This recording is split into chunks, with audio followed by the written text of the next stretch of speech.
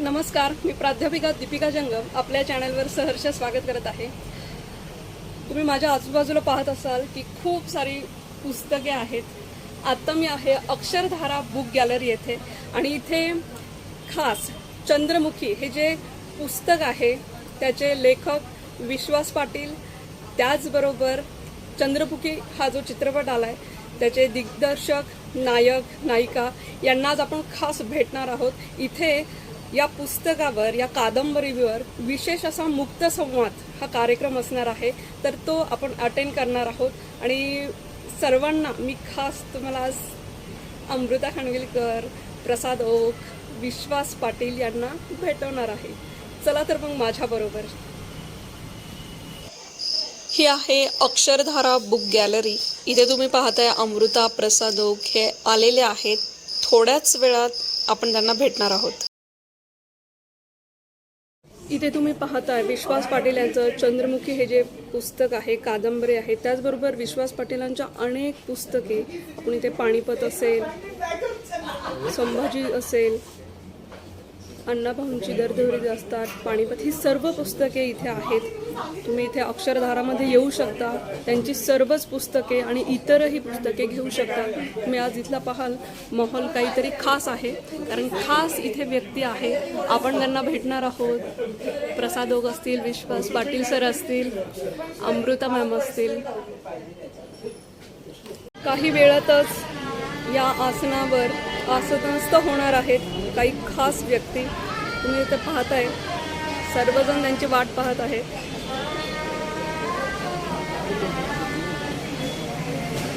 नमस्ते। नमस्ते। तुम्ही आज इथं कशासाठी आलाय? खास कारण? आम्ही चंद्रमुखी जेवढे कलाकार आहेत त्यातले त्यांना भेटायला आलो, त्यांची मुलाखत घेणार आहे आणि त्यांचे विचार आणि आमचे विचार यांच्यामध्ये एक सुंदरशी मुलाखत होणार आहे। त्यासाठी आम्ही जमलेलो, ही माझी छान मैत्रीण, आजच ओळख झालेली आहे आणि हे सगळे कलाकार पण मंडळी आलेले आहेत, सगळे श्रोते मंडळी, नमस्कार, थँक्यू। ज्येष्ठ, श्रेष्ठ आणि सर्वच व्यक्ती इथे, लहानांपासून मोठ्यांपर्यंत आपण इथे पाहतोय सर्वांना। नाही, आपण सगळेजण त्यांच्यावरती भरपूर प्रेम करतो, ते प्रेम अबाधित राहील याची मला खात्री आहे। तुझी ओळख कशी करून दे? माझ्या मते काही मिलियन्स व्ह्यूज आणि काही मिलियन्स रील्स आणि मग रिशेअरिंग, शेअरिंगचा हा जो सगळा जमाना आहे, त्या जमान्यामध्ये एक बावनकशी लावण्यवती साकारणारी अमृता, आणि खरं तर टाळ्यांचं वाक्य पुढे होतं, ते असं होतं की अमृताने सादर केलेल्या लावणीवरती गृहिणीपासून छकुलीपर्यंत सगळे मनसोक्त परफॉर्म करतात, हे तिचं यश आहे। की म्हणजे त्याच्यातलं सौंदर्य, त्याच्यातली अदाकारी, त्याच्यातला मादकपणा, हे सगळं जपून सुद्धा एखाद्या गृहिणीला साध्या आपल्या दैनंदिन वेशामध्ये सुद्धा हळूच ते मलाही मी कळून बघितलं कलाकार असं असं खरंच म्हणजे इतकं ते छान जमलंय। आणि विशेष म्हणजे त्यातली सवाल जवाब जो झालाय, सगळ्याबद्दलच आपण बोलणार आहोत। मी अधिक वेळ घेत नाही, मी आमच्या राठिवडेकर वहिनींना विनंती करतो की त्यांनी अमृता आणि प्रसादचं आपल्या प्रथेप्रमाणे पुस्तक भेट देऊन स्वागत करावं।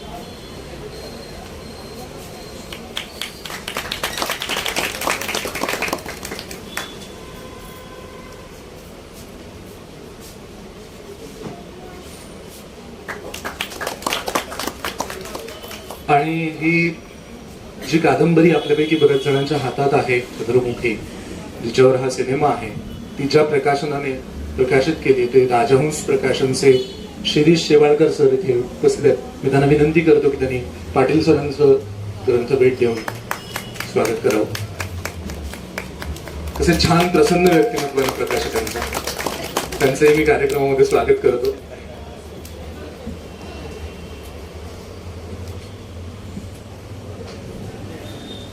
थोडक्यात स्वरूप सांगतो, मुक्त गप्पांचा कार्यक्रम आहे, त्यामुळे मी अगदी 2-4 प्रश्न सुरुवात करून द्यायला म्हणून विचारेन आणि मग नंतर थेट प्रेक्षक तुमच्याशी बोलतील।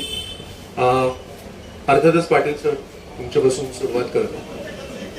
पानिपतकार विश्वास पाटील अशी कीर्ती तुम्हाला प्राप्त आहे. एवढंच नाही तर पाटील सरांबाबतीत आवर्जून उल्लेख करायची गोष्ट म्हणजे साहित्य अकादमी युवा वयात मिळवणारे, युवा साहित्य अकादमी नाही मुख्य साहित्य अकादमी युवा वयात मिळवणारे ते मान्यवर लेखक आहेत की त्यांची एक विशेष ओळख आहे. अशा कितीतरी ओळखींच्या लढ्या त्यांच्या बाबतीत लावता येतील. त्या पलीकडे जाऊन अतिशय चिकित्सक आणि अतिशय चाणाक्षपणे अभ्यासपूर्ण लेखन करणारे लेखक अशीही त्यांची कीर्ती आहे. मी जर चुकत नसेन पाटील सर तर 75च्या आसपास तरुण भारत मध्ये पहिली कथा प्रकाशित झाली आणि मग तिथून सुरुवात झाली सगळी 10वीला. त्याच्यानंतर मग आलेली 10वीत लिहिलेली त्यांची आंबी नावाची कादंबरी जी तितक्याच ताकदीने लिहिली आहे. ऐतिहासिक पासून ते ज्वलंत सामाजिक समस्यांचा वेध घेणारं असं झाडाझडतीसारखं लेखन असेल तर ही मुसाफिरी तुमची खूप वळणवाटांच्या रस्त्यावरून झाली आहे. लेखनाची पण आणि तुमच्या कारकिर्दीची पण, करिअरची पण. त्या सगळ्यात ती नेमकी आमची चंद्रमुखी तुम्हाला भेटली कुठे? म्हणजे ती आता आमची झाली आहे तर ती कशी भेटली, कुठे भेटली?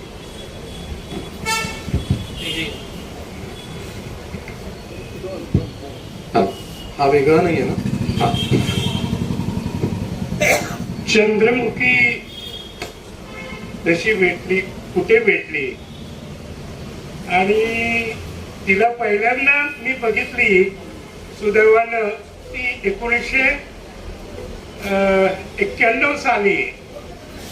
आणि त्या प्रसंगाचे माझ्या सोबतचे साक्षीदार या ठिकाणी आहेत, विलास राठोड,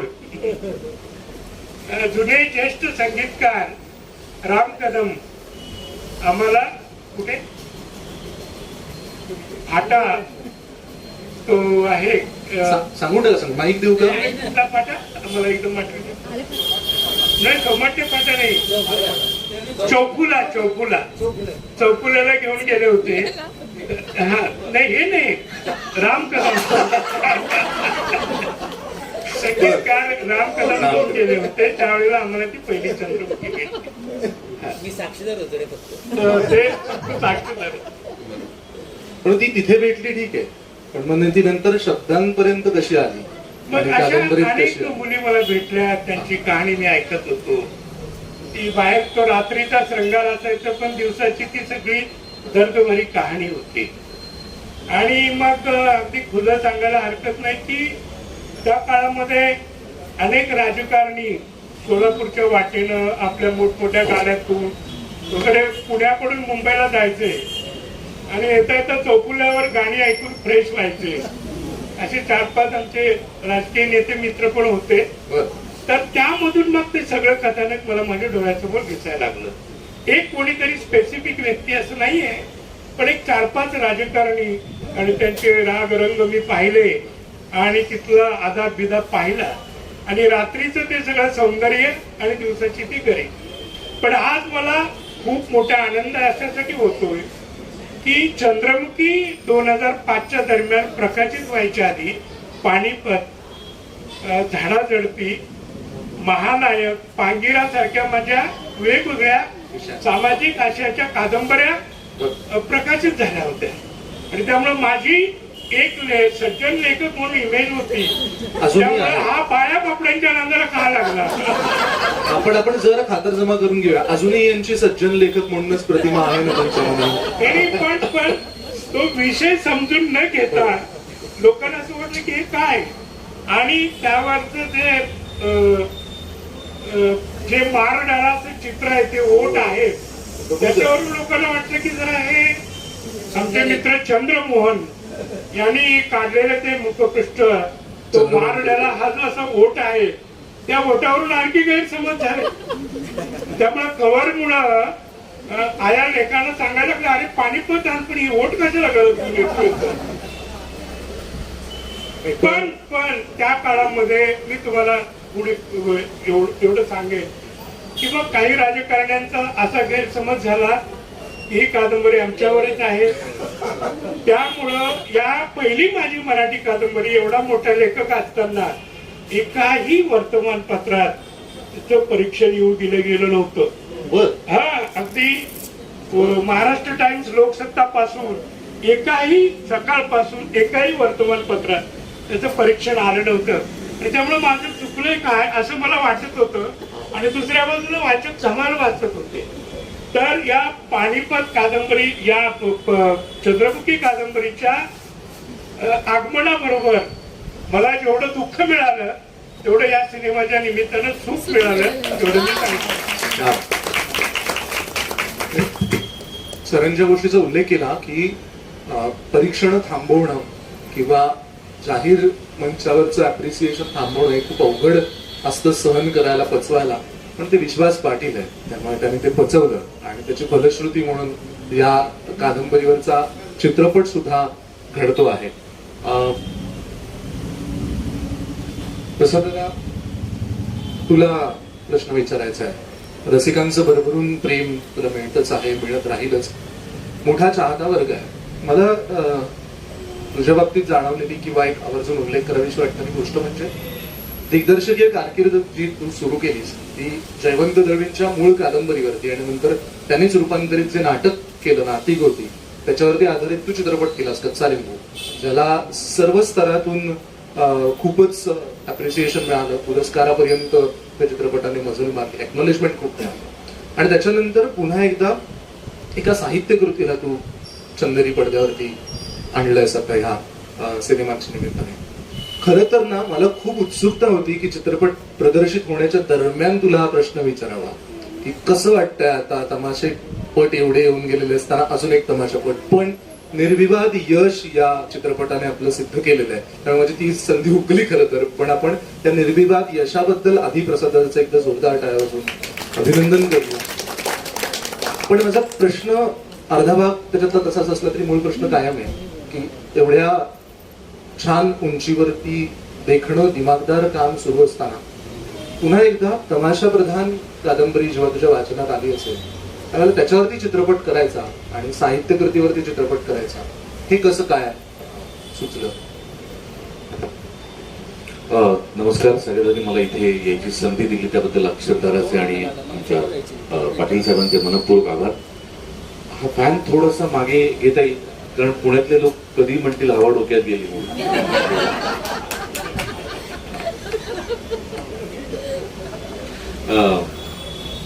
मला असं वाटतं की म्हणजे मला प्रश्नाचा गाभा कळला नाही की सगळं चांगलं चाललेलं असताना तमाशापट का असं नाही. म्हणजे असं होतं ना बऱ्याचदा की आपण खूप व्यावसायिक गणित मांडून काम करायचा प्रयत्न करतो का, खरं तर ते तुझ्या करिअर ग्राफ मध्ये तसं दिसत नाही. हा. आणि पण मला असं वाटतं दुसरं जे तुझा उत्तरार्ध होता प्रश्नाचा की देखणं आणि दिमागदार, तर मला असं वाटतं महाराष्ट्रात तमाशा इतकं देखणं आणि दिमागदार दुसरं काहीच नाही. अगदी मनापासून महाराष्ट्रातल्या लोककला आणि त्यातूनही तमाशा ही महाराष्ट्रातली सगळ्यात देखणी आणि दिमागदार गोष्ट आहे आणि आपण त्याचे साक्षीदार आहोत. आपण तो कला प्रकार अनुभवलेला आहे, अनुभवतोय आणि अनुभवत राहू. त्यामुळे आपलं इतकं भाग्यवान दुसरं कोणी नाही असं मला वाटतं. कारण लावणी एक म्हणजे लोककलांची महाराणी म्हणतात त्याला. म्हणजे त्याच्यात जो शृंगार आहे, त्याच्यात जे सौंदर्य आहे, त्याच्यात जी गंमत आहे, त्याची मजा आहे ती कशातच नाही. आणि मुळात माझ्या व्यावसायिक करिअरची सुरुवात लोककलेपासून झालेली असल्यामुळे कच्चा लिंबू सारखा एक वेगळा सामाजिक विषय हाताळल्यानंतर किंवा त्याच्यानंतर हिरकणी केला मी, एक ऐतिहासिक विषय हाताळल्यानंतर खरं सांगायचं तर 97-98 साली पानिपतवर आधारित रणांगण नावाचं मी नाटक केलं. तेव्हा माझी आणि पाटील साहेबांची ओळख झाली, नंतर आमची मैत्री झाली. त्याच्यानंतरच्या 2 वर्षात म्हणजे 2000 सालापर्यंत मी पांगिरा, झाडाझडती, महानायक झपाटल्यासारखं वाचून काढलं. आणि काय झालं मला माहित नाही, मला 2005 सालापर्यंत चंद्रमुखी माहितीच नव्हती. आणि 2005 साली ती माझ्या हातात आली.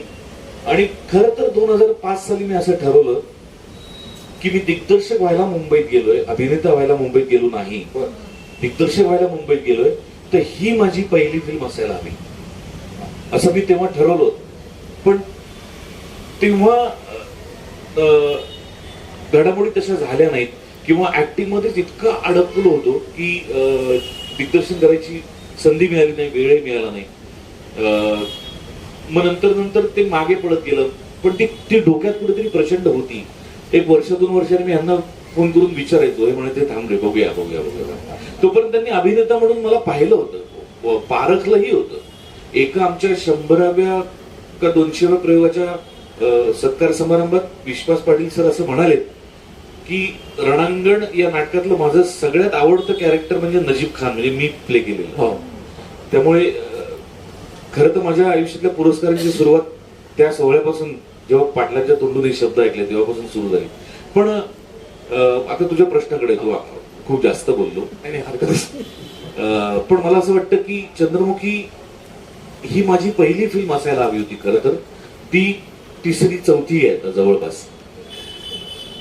पण त्या कादंबरीने मला इतकं झपाटलं होतं गेली 15 वर्ष की म्हणजे अनेक मोठे मोठे निर्माते दिग्दर्शक त्यांच्याकडे गेलेत त्या कादंबरीसाठी. मला ते माहिती होतं की कोण कोण त्यांना अप्रोच करते, पण माझा ठाम विश्वास होता की मलाच ही संधी मिळणार बाय हुक और क्रूक. आणि तसंच झालं.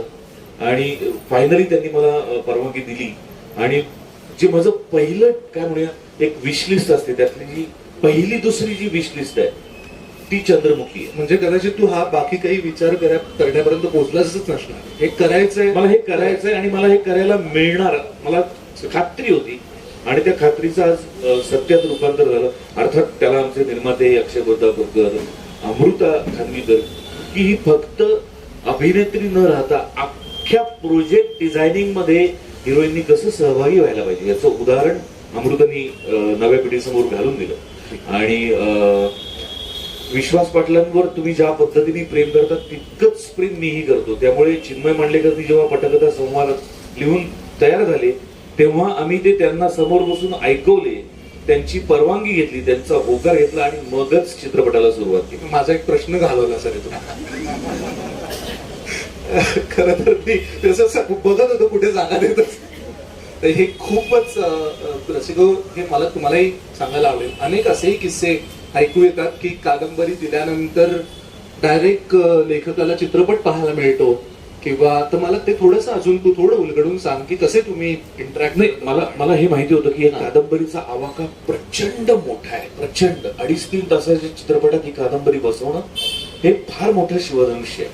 पण कच्चा लिंबू सारखा दळवींच्या कादंबरीवर चित्रपट मी केला तेव्हाही माझ्याबरोबर चिन्मय होता. सो मला एक अंदाज आला होता की चिन्मय ही जबाबदारी चांगल्या पद्धतीने पेले. मी पाटलांना विचारलं की माझ्या डोक्यात चिन्मय मांडलेकर आहे, त्यावर ते म्हटले छान. मग आम्ही काम सुरू केलं. आणि मग काय कादंबरी लिहिताना तुला खूप मोठा पट मांडायला. हो. चित्रपटात काही काही त्यातल्या ट्रॅक्सची गरज नसते. ते चित्रपटात नाही आले तरी चांगलं असतात. बरं. मग असे काही ट्रॅक्स काढले. माझा सगळ्यात आवडता एक ट्रॅक होता, तो काढताना मला खूप दुःख झालं. जगताप काकांचा जो ट्रॅक आहे कादंबरीचा, तो मला काढायला लागला कारण तो चित्रपटात कुठे दिसत नव्हता. सो असे काही महत्वाचे ट्रॅक्स काढायला लागले. काही एखाद दुसरं नवीन कॅरेक्टर ऍड केलं गेलं. पण त्या म्हणजे त्यांनी जो ताजमहाल बांधलाय त्याच्यावर कुठेही ओरखडा सुद्धा येणार नाही याची पूर्ण काळजी घेतली गेली. त्यांना ते सगळं ऐकवलं गेलं. त्यातून त्यांच्या ज्या सूचना होत्या त्या इम्प्लिमेंट करून परत एक ड्राफ्ट ऐकवला गेला आणि मग कामाला सुरुवात केली. हे खूप दुर्मिळ आहे. म्हणजे आजकाल कथेवरती एकांकिका करायची झाली, साधी कथेवरती एकांकिका करायची झाली तरी लेखकाला कोणी विचारत नाही. अख्खा चित्रपट तुम्ही करत असताना एवढं. पाटील सर तुम्ही काय सांगाल, म्हणजे ही लेखन रूपांतरण प्रक्रिया जी झाली, कादंबरीचा चित्रपट होत होता आणि आता जे प्रसाद म्हणाला की चिन्मय प्रसाद दादा तुमच्याशी बोलत होते सतत, तर ते ती घडत असताना तुम्हाला नाही, मला त्यांनी वाचून दाखवली त्यावेळेला I was very happy with screen play. Great. तर मग काय प्रश्न आला तिकडे. Really appreciating. यानंतरचा प्रश्न अमृतासाठी, तुझ्यासाठी. मी आता जसं प्रसाद दादाला म्हणाल तेच इन कंटिन्युएशन की आपल्याकडे मराठीला जसं प्रसाद दादा म्हणाला की लोककला म्हणून लावणी तमाशा हे फार भव्य आहे आणि ते तसं चित्रपटांमधूनही वेळोवेळी आलेलं आहे. अनेक मातब्बर अभिनेत्रींनी नायिका म्हणून आपला वेगळा तसा उमटवलेला आहे. आणि त्या पार्श्वभूमीवरती मुळात हा चित्रपट तुझ्यापर्यंत आला कसा आणि तो स्वीकारताना तुझ्या मनात काय होतं? नमस्कार. 2.5-3 वर्ष आधी चंद्रमुखी हीच कादंबरी प्रसाद माझ्याकडे घेऊन आले होते अंधेरीला माझ्या घरी आणि मला म्हणाले की मला चंद्रमुखी करायची आणि जेव्हा मी ती डिरेक्ट करीन तेव्हा तू माझी चंद्रमुखी वा. आहेस. आणि प्रत्येक कलाकाराच्या आयुष्यात असा एक काळ येतो जेव्हा तिला खूप काम करायचं असतं पण ते काम तसं समोरून चालून येत नसतं आणि तसंच काहीतरी झालं. कट्यार काळजात घुसली त्याच्यानंतर सुद्धा जसे चित्रपट यायला पाहिजे होते तसे येत नव्हते. त्या दरम्यान मी राजी नावाचा चित्रपट केला पण तरी सुद्धा मराठीतनं जसं हवं होतं तसं काम येत नव्हतं आणि एक प्रश्न पडतो ना आपल्याला की आता आपण अजून कुठे कमी पडतोय का दिग्दर्शकांच्या नजरेत आपण येत नाही का वेगवेगळे रोल्स आपल्याला विचारले जात नाही.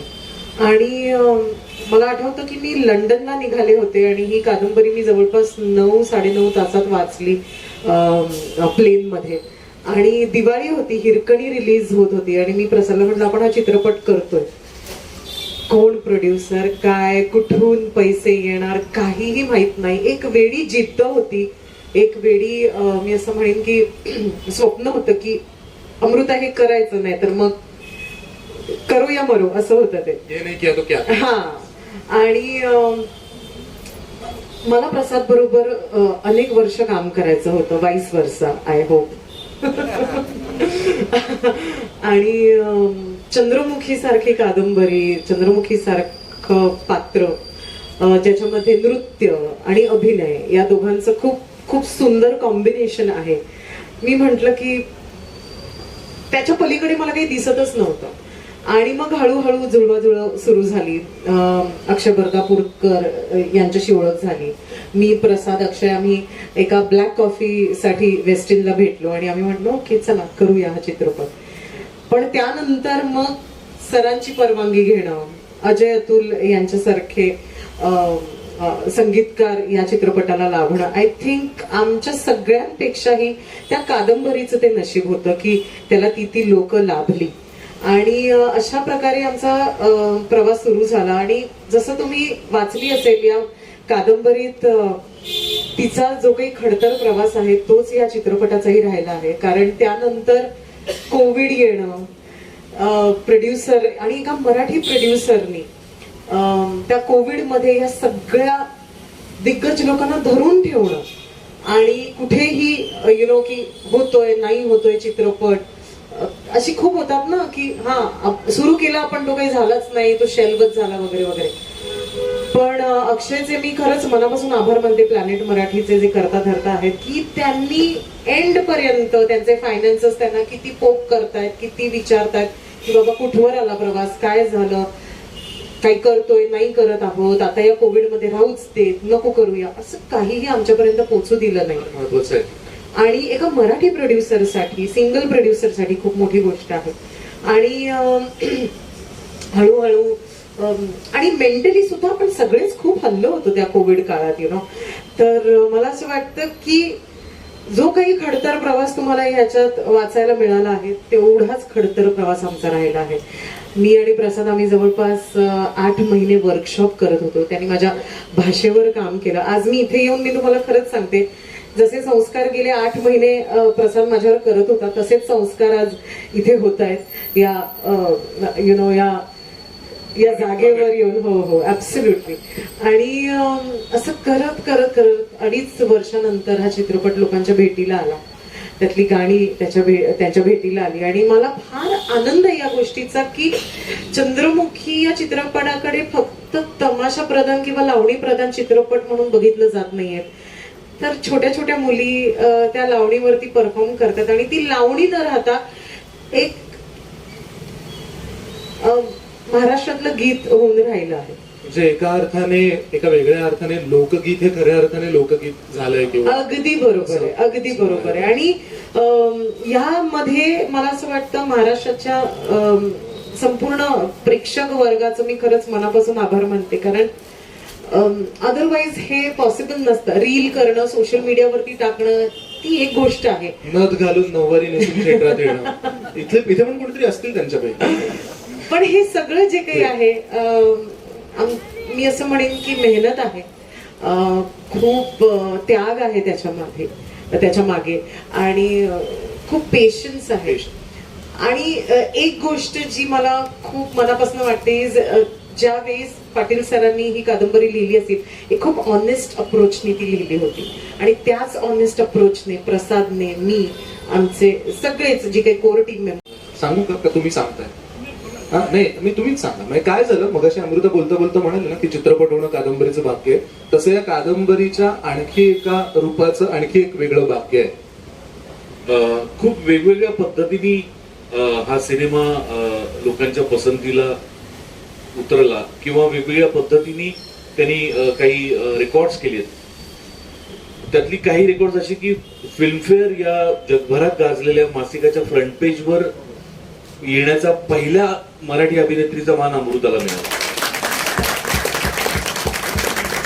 किंवा विमानावरती पहिल्यांदा मराठी चित्रपटाचं नाव आणि चेहरा झळकला तो अमृताचा आणि चंद्रमुखीचा. किंवा ओपेरा हाऊस मध्ये पहिल्यांदा लावणी सादर झाली ती अमृताची, किंवा तिचं लुक लॉन्च जो तिचा रूपदर्शन सोहळा केला होता तो. त्याच परंपरेला पुढे जाऊन एक आनंदाची बातमी अशी जी तुमच्या सगळ्यांबरोबर आम्ही आज पहिल्यांदा शेअर करतोय की चंद्रमुखीच्या हिंदीची पाचवी आवृत्ती आता येते चंद्रमुखीची. आणि त्या 5व्या आवृत्तीच्या पुस्तकावर मुखपृष्ठावर अमृताचा चेहरा आहे. ज्ञानपीठ ती प्रकाशित केलेली आहे आणि हा मान मिळणारी पण ती पहिली मराठी अभिनेत्री असावी असं मला वाटतं. तो अमृता करता आणि पाटील साहेबांकरता एकदा हा एक अमृत योग आहे. आणि मी विनंती करतो रमेश काकांना, त्यांनी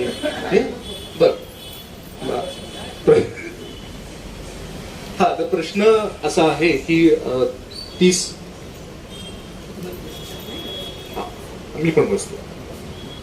प्रश्न असा आहे की गेली 30 वर्ष अक्षरधारा बुक गॅलरीचं काम तुम्ही आम्हाला सगळ्या वाचक रसिकांसाठी करताय, त्याच्यासाठी पहिल्यांदा तुमचं अभिनंदन. एवढी वर्ष सातत्याने चालू आहे. अक्षरधाराचे खूप महत्वाचे उपक्रम असतात. दिवाळीला इथे भरगच्च गर्दी असते कारण आमचा दिवाळी अंकांचा उत्सव त्यावेळेला चालू असतो. आत्ता काही दिवसानंतर मान्सून फेस्टिवल आपण साजरं करणार आहोत. ऑफकोर्स प्रचाराची संधी मी सोडत नाही. आणखी एक महत्वाचं म्हणजे आजच्या कार्यक्रमाच्या निमित्ताने विश्वास पाटील सरांच्या सगळ्या पुस्तकांवर स्वाक्षरीसहित 20% सवलत आहे, हेही मी आता सांगू इच्छितो. तर प्रश्न असा होता की बऱ्याच साहित्यकृतींवरती चित्रपट झालेले आहेत, मालिका पण झाल्या, समांतर असेल किंवा तर काय फरक पडतो म्हणजे जेव्हा सिनेमा येतो किंवा मालिका येते तर पुस्तक विक्रीवरती आणि एकूणच साहित्यिक वर्तुळात याचा काय प्रभाव पडतो? निश्चितच चांगला प्रभाव पडतो. म्हणजे हल्ली चित्रपटाची जाहिरात सुद्धा थोडं अगोदरच लोक करताना दिसतात वेगवेगळ्या माध्यमातून. तर त्यावेळेस तो प्रतिसाद सुरू होतो आणि प्रत्यक्ष चित्रपट आल्यानंतर तो खूपच मोठ्या प्रमाणात मिळतो. म्हणजे आताकडे आमच्याकडे जरा विक्रमी असा प्रतिसाद जर सांगायचा झाला तर दुनियादारीला तो होता. म्हणजे 3,500 प्रती आम्ही त्या दरम्यान इथे म्हणजे प्रकाशकाकडे प्रती कमी पडत होत्या, इतका तो विक्रमी रिस्पॉन्स होता. आणि त्यात एक असं जाणवलं होतं, म्हणजे मला आठवतं एक नाशिकची मुलगी इथे नातेवाईकांकडे पुण्यात आली होती. चित्रपट वगैरे त्या सगळ्यांनी एकत्र बघितला ते सगळं, आणि ती पहिल्यांदा तिने ते पुस्तक दुनियादारी वाचलं. आणि नंतर मला आठवतंय की ते वाचून झाल्यानंतर ती पुन्हा आली इथे, तर म्हटले पूर्ण मला सगळं सुहास शिरवाळकरांचं साहित्य घ्यायचं. तर तरुण पिढी अशा पद्धतीने साहित्याकडे वळताना सुद्धा आम्हाला ती दिसलेली आहे आणि ते आम्हाला खूप आनंदाचा भाग वाटतो. असं अनेक पुस्तकांच्या बाबतीत आहे. जसं ते रमाबाईवरची सिरियल जी चालू होती, हा उंचवला झोका, त्यावेळी तो प्रतिसाद खूप मोठा होता. समांतरच्या वेळी तर तो तसाच मोठा प्रतिसाद होता. आता याही पुस्तकाचं म्हणजे जवळपास 200 पेक्षा अधिक प्रती आता आमच्याकडे या पुस्तकाच्या इथेच गेलेल्या आहेत. आणि ऑनलाईन सुद्धा आता लोक बऱ्यापैकी पुस्तके घेताना दिसत आहेत. तर एकूणच मराठी साहित्यावर जेव्हा जेव्हा काही चित्रपट, पानिपतचा रिस्पॉन्स खूपच मोठा होता. राहूच्या बाबतीत असंच जाणवलं होतं. म्हणजे त्या प्रति बाइंडिंग होत आहेत, येत आहेत वगैरे असे ती चित्र असायची. काही लोक तर ऍडव्हान्स पैसे भरून जातो पण मला हे हवं आहे, मग त्यावेळी डिस्काउंट किंवा असं काही अपेक्षा नसतात, लोकांना ते वाचायचं एवढंच त्यांची असते. तर निश्चितच हा हो ग्रहण जेव्हा पुस्तक बरोबर आणि त्या दरम्यान लेखक हयात नव्हते आणि त्यांचे वारसदार काहीतरी कॉपीराईट वरून इश्यू होता. पण इथे मला आठवतंय म्हणजे ग्रहण जेव्हा ती मालिका सुरू होती तेव्हा हडपसरून एक काका आले होते. ते म्हटले मला काय करायचंय प्रकाशक वगैरे, मला पुस्तक हवंय. आम्ही जेव्हा त्यांना सांगितलं की हे पुस्तक मिळत नाहीये, प्रकाशक आता एवढं ते छापलेलं नाही वगैरे, म्हटलं मला प्रकाशक काय करायचं, मला हे पुस्तक हवंय. आणि त्या दिवशी मी ठरवलं की त्या लेखकांना म्हणजे त्या धारकांच्या मुलांना मी जाऊन भेटून आलो सकाळी त्यांच्या दवाखान्यामध्ये आणि म्हटलं एका पुस्तकाकरता मला तुम्ही हक्क द्या आणि मला ही आवृत्ती करायची. आणि अक्षरधाने पहिलं ते प्रकाशन केलं. त्या दरम्यान आमची ती टीव्हीला सुद्धा ऍड चालू होती. जवळजवळ 5,000 पेक्षा जास्त प्रती आम्ही त्यावेळी त्या पुस्तकात. म्हणजे एखादं पुस्तक मिळत नसेल तर थोडस आम्ही एक वेगळा प्रयत्न केला की वाचकांना ते हवंय ते त्यावेळी ती गोष्ट जर दिली गेली तर त्याच्यासारखा आनंद नाही. हॅलो, मी सुनीता निजामपूरकर, पुणे. बाण नजरेत लागेली अवतरली सुंदरा चंद्रा. चंद्रमुखी माझ्या अंगात आलेली होती जसा हा पिक्चर आला. कारण मी स्वयंपाक करताना चंद्रा असं मी करायचो. त्यामुळे माझे मिस्टर भारी खुश होते कारण स्वयंपाक फार सुंदर होत होता. कारण उचटणे घ्यायचं असं डाव घ्यायचा चंद्रा चंद्रा.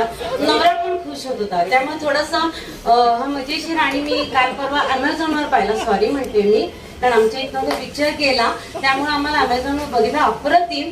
म्हणजे खरं सांगायचं मी सगळीकडे नवऱ्याच्या अवतीभोवती नाचतच होते. जेव्हा ते गाणं आलं ते खास माझ्यासाठी नवऱ्याने त्या अमेझॉनचं काय असतं ते सॅटेलाइट जे काय असतं ते त्यांनी लावलं खास माझ्यासाठी. नाही, तुझ्यासाठी चंद्रमुखी मी लावणार आहे. इतकं डोकं खाल्लं त्यांचं मी. कारण मला शांतपणाने बघायचंय. माझी मांजरं कुत्री सगळ्या अवतीभोवती असताना मी सॉरी म्हणते. पण हे अतिशय सुंदर हा खास माझ्या अमृतासाठी बघितला. आणि हास्य जत्रेचे आहेत कारण खूप आम्ही आवडीनं बघणारे आहोत. कारण आम्ही स्वतः खूप प्रसाद ओक आणि अमृता खानविलकरांचा खूप खूप सर्वांप्रमाणेच फॅन आहे. आणि हास्य जत्रेने आम्हाला खूप म्हणजे रिटायरमेंट मध्ये खूपच आनंद दिलेला आहे. खूप म्हणजे प्रसादचं आणि मंजिरीचं किती कौतुक करावं. कारण प्रसादला आम्ही भरतनाट्यमध्ये पासून मी पाहिलेलं आहे. जरी मी कानडी असलो तर महाराष्ट्रात राहिल्यामुळे मला सगळ्या गोष्टीची आहे. आणि माझं सुद्धा नुकतंच एक चारोळी पुस्तक प्रदर्शन झाले.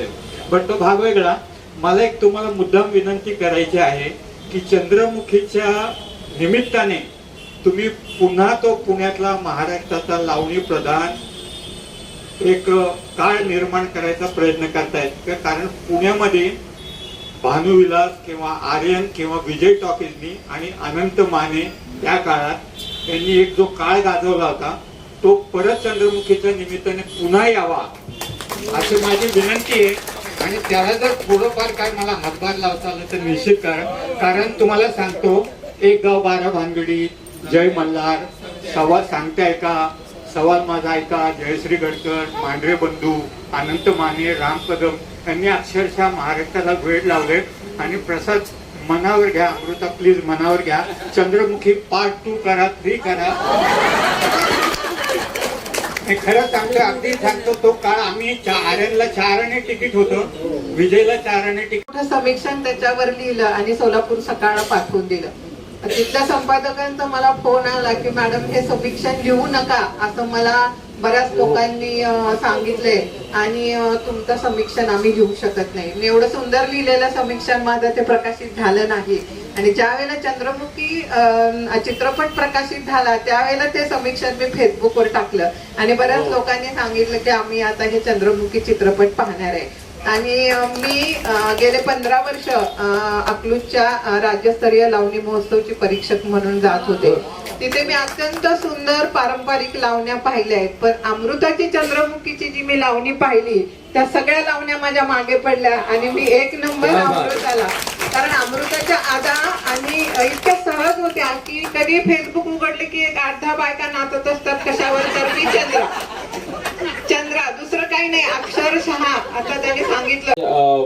चंद्रमुखी कादंबरीवर अनेक चित्रपट दिग्दर्शकांनी प्रस्ताव आणले आणि प्रसाद दादांनी सांगितलं की खूप दिवसापासून त्यांच्या मनामध्ये चाललं होतं की हा चित्रपट करायचा या कादंबरीवर. तर तुमच्या दोघांचं काय ठरलं होतं का की अगोदरच का रजिस्टर करून ठेवलं होतं की हा चित्रपट प्रसादला द्यायचा आहे किंवा प्रसादच आपल्याला या कादंबरीला योग्य तो न्याय देईल असं काही ठरलं होतं का? हा केवळ योग आहे. मी पहिली धक्कादायक गोष्ट अशी सांगेन की चंद्रमुखी म्हणून मी अमृता खानविलकरला कधी कन्सिडर केलं नव्हतं. त्याचं कारण असं की ती लहानपणापासून वाढत असताना मी पाहिलेलं होतं आणि एक अल्लड मुलगी कशी काय चंद्रमुखी होईल म्हणून नाही तर तो मला विस्मयकारक वाटला. म्हणजे एखादी अभिनेत्री त्याच्यामध्ये एवढी घुसते आणि विशेषतः बाप कुणाला कळतो ग या ओळी गाताना किंवा ऐकताना तिच्या चेहऱ्यावरचे जे एक्सप्रेशन आहे ते अशा पीचला पोचलेले होते की चंद्रमुखीच्या सुखदुःखाशी ती थरोली अशी एकरूप झालेली होती. आणि आदिनाथ आणि तिच्यातली जी गंमत आहे प्रेमाची ती सुद्धा खूप रंगलेली होती. म्हणजे मला अमृताचा चंद्रमुखीचा रोल बघताना जेवढं विस्मयकारक वाटलं तेवढंच आनंद दिघेचा रोल प्रकाशने केलेला तो सुद्धा पाहून मला खूप आनंद वाटला. कारण तुम्हाला कदाचित माहिती नसेल की 1994-95 पासून 99 पर्यंत मी ठाण्याचा प्रांताधिकारी होतो आणि आनंद दिघेंचं करिअर त्यावेळेला हायपिचला होतं. माझे त्यांचे खूप जवळचे संबंध होते. रात्री बेरात्री फिरणं, एखाद्या खूप मंत्रालयातून यायला बैठका वगैरे उशीर झाला तर धाब्यावर एकत्र काही खाणं, कांदा भजी खाणं, चहा पिणं किंवा ते बडे खान नावाचं एक बडे मिया नावाचं ते ताजच्या पाठीमाग आहे तिथे जाऊन जेवढं एवढे आनंद दिघ्यांचे आमचे जवळचे संबंध होते. त्यामुळे मी पुन्हा एकदा आनंद दिघेंच्या बरोबरच बसलोय का काय असं मला 3 तास वाटत होतं आणि अतिशय रिमार्केबल आहे. पण जेव्हा तुझा कच्चा लिंबू, हिरकणी आणि चंद्रमुखी तर तुला दिग्दर्शन करायचं का सुचलं? म्हणजे कारण की आम्ही तुला अभिनयामध्ये आवडतो आणि आता मला तू दिग्दर्शक म्हणून बी खूप भारी वाटतो. कारण की चंद्रमुखी सारखा ब्लॉकबस्टर मूवी काय की खरंच आता कारण की मी कॉलेजमध्ये एकांकिका बसविताना मला जितकं दडपण येतंय कारण की मी पहिले अभिनय करत होतो आणि जेव्हा माझ्या हातात मध्ये जेव्हा पथनाट्य बसवायला दिली आमच्या सरांनी, आमच्या मॅडमनी, तर तेव्हा एक जे दडपण येते तसं दडपण तुला आलं का? किंवा एखाद्या कलाकाराकडून काम काढून घेताना तू काय त्याच्यावर प्रॅक्टिस करतो का?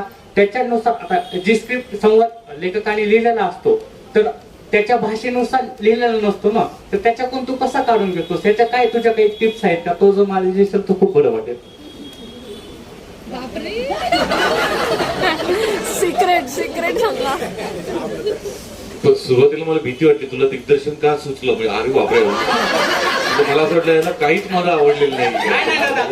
20 वर्षापर्यंत मी अभिनय तुझा बघितलं लहानपणापासून. म्हणजे अशोक मामापासून तुझी ती कॉमेडीचं टायमिंग त्यांच्यासोबत जुळणं म्हणजे कमाल गोष्ट आहे खरं तर. ऍक्च्युली मित्रा असं आहे की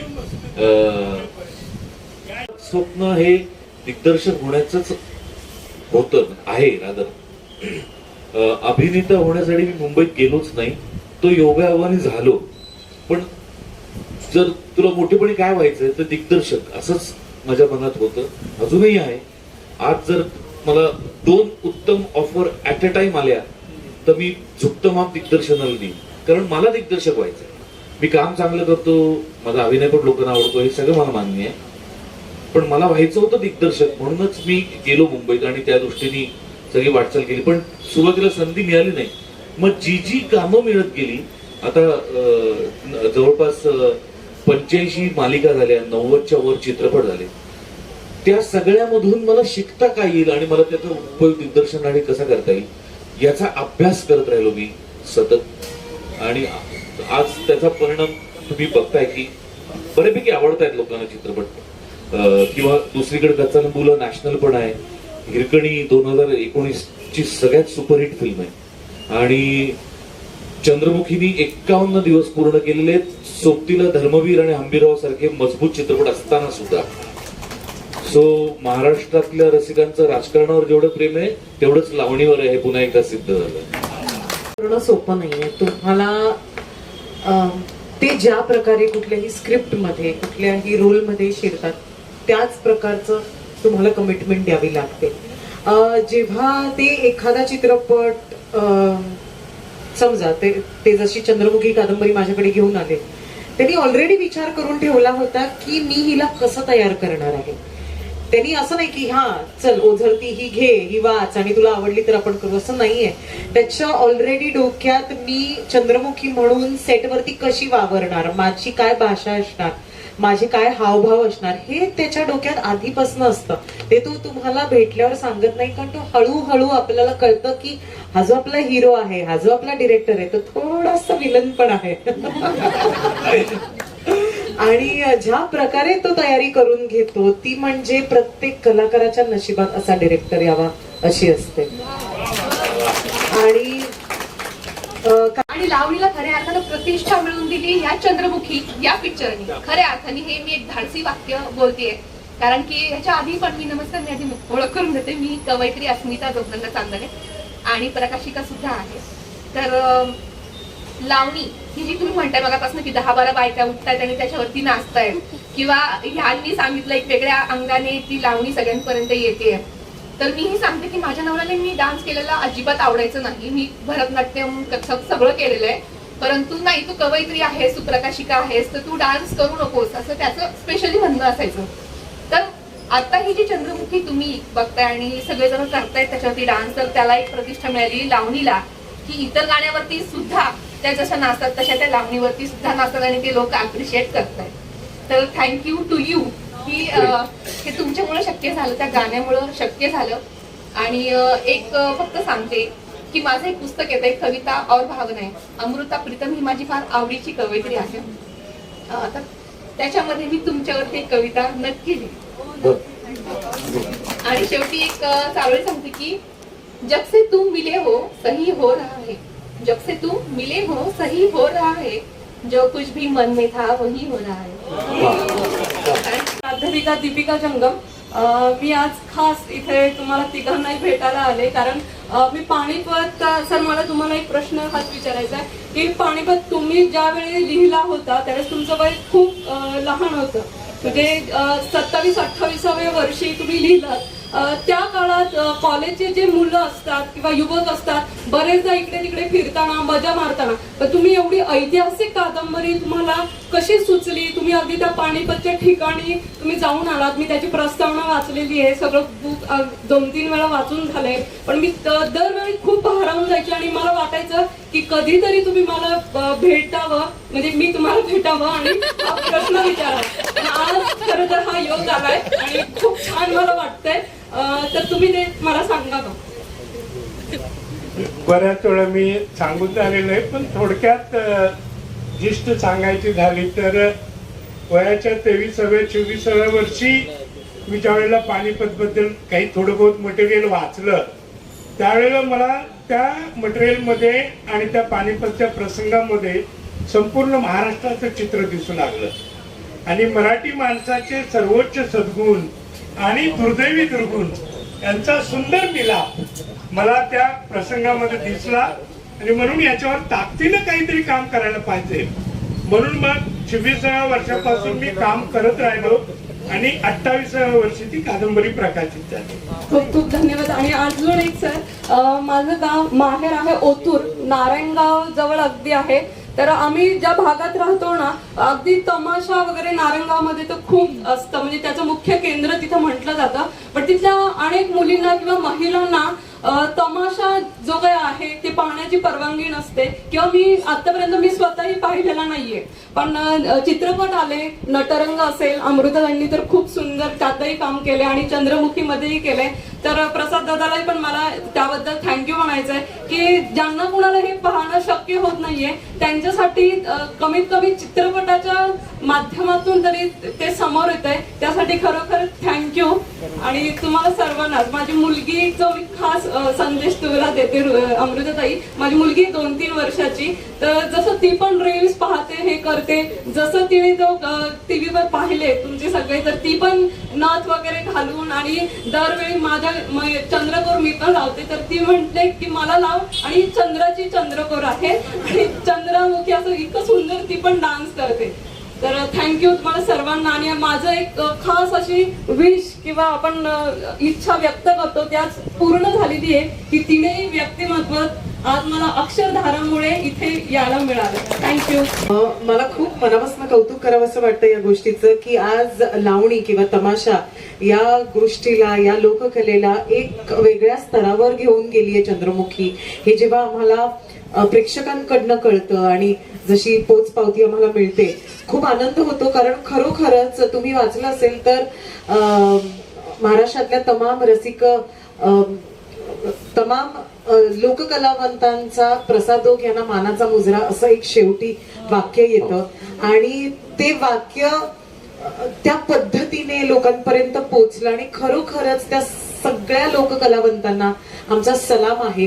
हे आमच्या डायलॉग्स मधनं, हे आमच्या गाण्यांमधनं, हे आमच्या चंद्रमुखीचं जे पात्र आहे त्यातनं लोकांपर्यंत पोचले, याचा मला जास्त आनंद आहे. ती फक्त एक लावणी नसून आज तिला जो काही मान मिळत आहे त्या गोष्टीचा मला आनंद आहे. आणि बाकी तुमचा जो प्रश्न आहे ते प्रसाद सांग. सगळ्यात आधी एक छोटीशी विनंती करतो. बघा, पट्टी आहे का? कुठल्याही दिग्दर्शकाला किंवा अभिनेत्याला तुम्ही जेव्हा सांगाल तेव्हा टाइमपास म्हणून सिनेमा बघायला गेलो असं म्हणून, वेळ सत्कारणी लावायला गेलो असं म्हणा, वाया घालवायला गेला. त्याच्यातून तुम्ही नकळत समोरच्याचा अपमान करता आणि तो कशाला करायचा नाही का? तुम्ही गेला असाल टाइमपास करायला, ते सांगू नका कोणा की मी टाइमपास साठी गेलो. हा, आता मला काय आवडलं, कारण तुम्ही म्हणालात की नाही मी पिक्चर बघितल्यानंतर खूप भावनिक आणि ते झालो. दॅट इज फाईन, मला आवडलं ते. मला असं सांगायला तुम्हाला आवडेल की चंद्रमुखी मधल्या बऱ्याच गोष्टी या अमृतामध्ये आहेत, पण मुळात तिचा वावर हिंदी सृष्टीमध्ये जास्त झाल्यामुळे किंवा तिचे मित्रमैत्रिणी सगळे खूप काय म्हणूया हाय लेवलचे इंग्रजी बोलत असल्यामुळे तिचा नॉर्मल ऍक्सेंट कसा येतो बोलताना, खूप इंग्लिश असा नॉर्मल बोलताना यायचा असं मी आज म्हणू शकतो. आता येत नाही आणि त्याला तो येत नाही याला कारण चंद्रमुखीची वर्कशॉप्स आहेत. पण इमोशनल क्वेश्चन मध्ये म्हणलं तर चंद्रमुखी जेवढी सिनेमात रडली नाहीये त्याच्या 100 पट अमृता वर्कशॉप मध्ये रडली आहे. टीमवर्क आहे, त्यामुळे अतिशय समृद्ध करणारा हा अनुभव होता. आणि या क्षणी मी एक थोडा फायदा घेऊन असं बोलते की कोरोनाच्या काळात जे 2 वर्ष सगळ्यांना घरी बसावं लागलं होतं, सगळेजण लो कीवर होते. काहींचे नातेवाईक, मित्रमैत्रीण हे दुरावले गेले कायमचे या पृथ्वीतलावरून. तर अतिशय डिप्रेशन मध्ये जाणाऱ्या वातावरणात आम्हा सगळ्यांना, म्हणजे सर्व स्तरातल्या, ग्रामीण, अर्बन, शिकलेल्या, न शिकलेल्या, गरीब, श्रीमंत, सर्वांना कोणी तारलं असेल तर आम्हाला जे मोबाईलमध्ये परफॉर्मिंग आर्ट्सचं जे आपलं सगळं संस्कृतीचं दर्शन आहे, परफॉर्मिंग आर्ट्स मधून घडलेलं, मग ते मालिका असोत, सिनेमे असोत, आणि शिवाय जे लेखक आहेत, दिग्गज लेखक, यांच्या पुस्तकातून जो जीवनानुभव आम्ही वाचला, कारण घरीच बसलो होतो, काय करायचं तर वाचन आणि हा परफॉर्मिंग आर्ट बघणं. तर ह्यातून जो जीवनानुभव आणि जो आम्हाला एक अतिशय जो सपोर्ट की त्या क्षणी नीड ऑफ द आवर होता, तो सगळ्यांना, लहानांपासून थोरांपर्यंत सगळ्यांना दिला. आणि या सगळ्या अवघड काळातून आपला समाज वर आला. तर मी या निमित्ताने या सगळ्यांचं ऋण मानते, ते ऋण मी स्वतः व्यक्त करते आणि मी शेवटच्या श्वासापर्यंत सर्वांची ऋणी राहीन. धन्यवाद.